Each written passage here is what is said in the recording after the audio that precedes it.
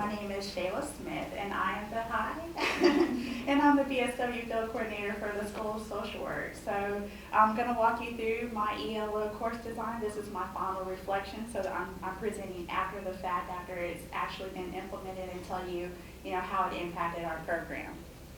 So I am the BSW Field Coordinator, so it's my responsibility to prepare students to enter into the field internship program. The internship is for students, bachelor's level social workers, who have completed all of the professional coursework in the curriculum and are actually moving on into their internships that are they're in local agencies where we place students in social services agencies to work under experienced social supervisors and have real life experiences to actually apply what they've learned in class.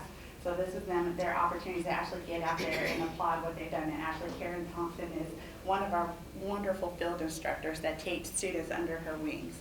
And so the design of the course is basically to give them an opportunity to practice social work, everything that they've learned in class, all the concepts and everything. They're seeing people in real time, real life, real experiences, and we call it their safe place to just basically get feedback and reflection on how they're doing it before they actually go out and practice.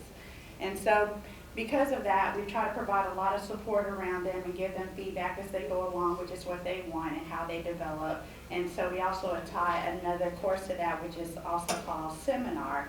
Seminar meets once a week. It's usually a very intimate class where we have about probably no more than 13 students or so, social work students, who are they're all in multiple different agencies. But they have their time to come back together and kind of have discussions about their weekly experiences in field. And so basically that, for us, an internship has always been embedded in the social work curriculum, a chance to integrate and apply social work. However, what I did for my ELO is I did a redesign for the actual existing seminar and field courses, the corresponding courses. And so what we did was we created a course where with the course design and we re-looked at the assignments that we were doing before. What I wanted to do was basically strengthen their understanding of the concepts that they're learning. How did I even know if they were learning it or not? How did I really know at what level that they were learning except for them participating in class? And so what we did was we added a component, which was a portfolio, that really focused strongly on self-assessment, more so than we did before, in tying the assignments to a component of self-reflections that challenged them to really deepen their thought about what they're doing in field, how they're doing it in field, and then how are they applying actually what they're learning. It created like a tangible book of assessments. And so what we found out before is that, for social work practice, usually, they have 450 hours basically to go out there into the field. So it's one whole semester, and they work alongside the agencies about 32 hours a week. And so what we found is, the students would go out there and they would do that and have a wonderful transformational time just in that of itself. And then they would come back and talk about it. What the portfolio did was, with us adding the self-assessments, some of the students had difficulty basically transitioning into field as a professional. So, we want them to go in and learn how to apply social work, but some of the students had some experiences with, had more work experiences, some were more mature, some were more professionally developed. However, some of them were more novice. They didn't have that. And so instead of also just learning how to apply social work, they're also having trouble trying to figure out how to become professionals. What is it like to actually work full-time 32 to 40 hours in the field? What is it like to be a part of a team out there and doing social work? How do you utilize supervision, showing up to work on time, and things like that? Some students were struggling with that. And so instead of us using the full 450 hours focusing on the more advanced concepts, we were basically having to go and respond to students who were not necessarily catching on to the basics, professionalisms, and ethical concepts. And so What we did was we put more emphasis on the reflection, the self-reflection from the get-go, like a pre-class that was created. It's called the pre-field class, Social Work 444. And we introduced the idea of the portfolio in this class. And so for the portfolio, it houses their own self-reflections. Whereas before we were doing more just an orientation about field, this is what field is, da da da da da. But now we've added a component, and not only is this is what field is, who will you be in field? And how will you use who you are to basically get the most out of field? And so what we did was we created, this is our sample of reflections. This is our binder that we use. I'm old school, and so I didn't know much about an e-portfolio. And so I'm from the 90s, and so we have like real life binders with real life paper in it. Well, that was our first, our first try at a portfolio. It went well. It actually went well, and the students were like, okay, we'll do that. What we did was in the 444 classes, we had, them focused on, we did some assessments on their learning styles, their conflict management styles, their resumes, their self-care. All of these were pre-thought out assessments that they did for themselves, and then they also wrote a journal reflection to go along with it. They housed it in the portfolio, and then they basically carried it with them into field, already having a pre-developed plan before they got into field. And then we had a workshop before the students started for field with the field instructors, the supervisors who I said would take them under their wings, and we introduced the idea to them as well. This is the portfolio that we wanted their help in reinforcing in the field so they can reinforce the lessons that they've learned, so it will be an active, living tool that they can use. So on the other side of this, what we found is, I say that it was a success. And these are some of the reasons why I felt like it's a success. One, it added a structure to their field placement. So before, I would mention seminar class, where after they would get done with their weekly experiences, they would come back and talk and have their discussions in class.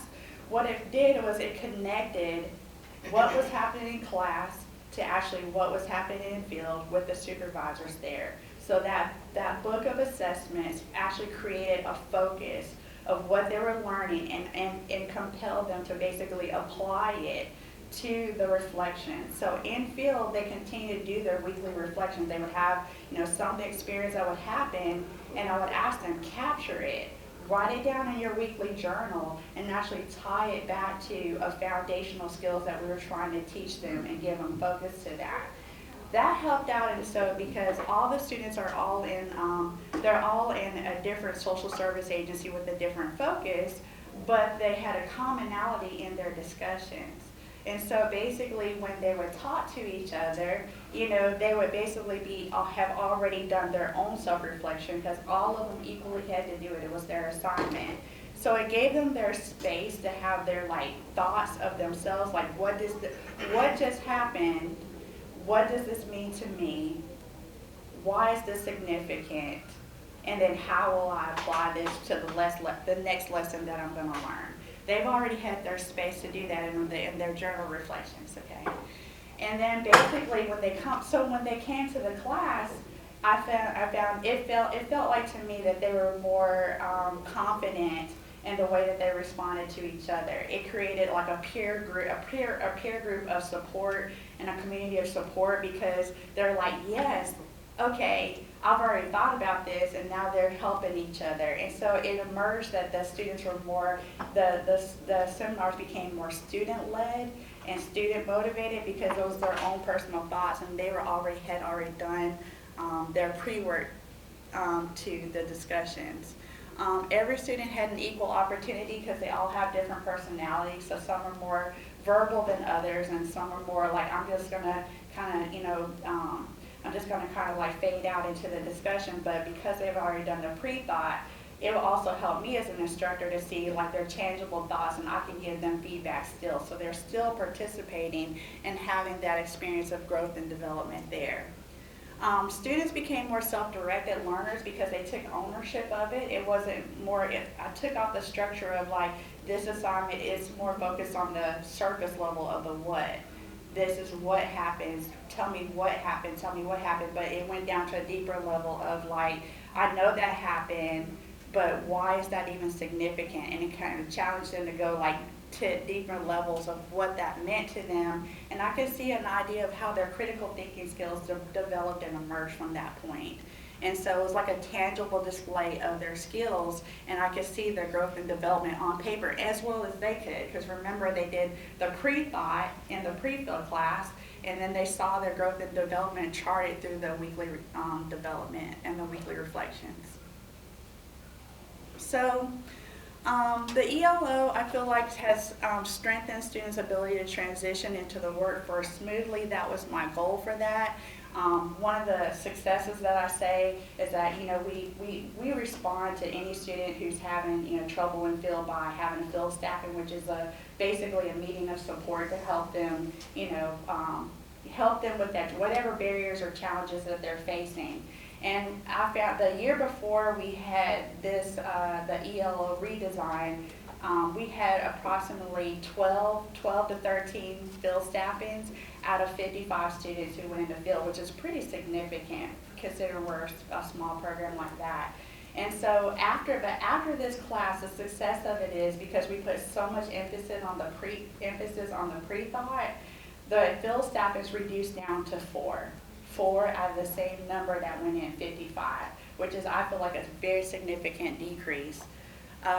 So now we have more time to focus on social work concepts. That's exactly what we wanted. Now they're going out into the field and they've already focused on career development and professional development and all of that, and they have a plan. Now we're actually focusing on concepts. And then also the supervisors who had a buy-in to this and they're reinforcing those ideas, I feel like they also had a tool to address those behaviors as they were happening in field. So you might have a student who, you know, maybe is not giving themselves self-care, they're working through lunch, they're trying to work over, and, you know, they're just kind of struggling out there. Now their supervisor can say, hey, go get your portfolio. Let's pull out your self-care plan. Let's look at your reflection and let's see if you're even sticking to that plan. So now you have that reinforcement of ideas on both sides. So it really did decrease focus on behaviors that indicate students are not prepared, and then focus more on the concepts of social work. And the balance became back to proactive versus reactive. You know, we're always responding to, you know, challenges in field, but now we're more proactive. There's less of having that reactivity. And then it provided a learning tool because these are the students are getting ready to go into their actual careers. And so now you have their portfolios that can also be used doubly as helping them to move into the professional world as well. And it can be a continuous life tool that they use if they want to demonstrate their strengths and their needs and their, you know, the displays of what they can do, which is very helpful to employers. So in the end, this is the design of what I want a student to look like. This is NACE competency that says that once a student is efficient in all of these areas, that's usually the idea of what a good worker is.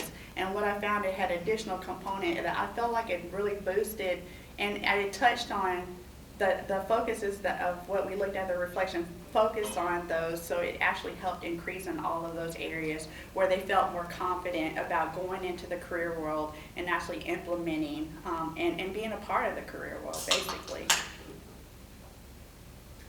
So we had a field instructor workshop on the other end of it recently, and we had field instructors who said in their in the workshops that, you know, they used their portfolios with their students, and that it actually worked really well with them, that they were able to understand now what the school was doing, and now we felt like partners in what we were doing with the students and reinforcing the ideas.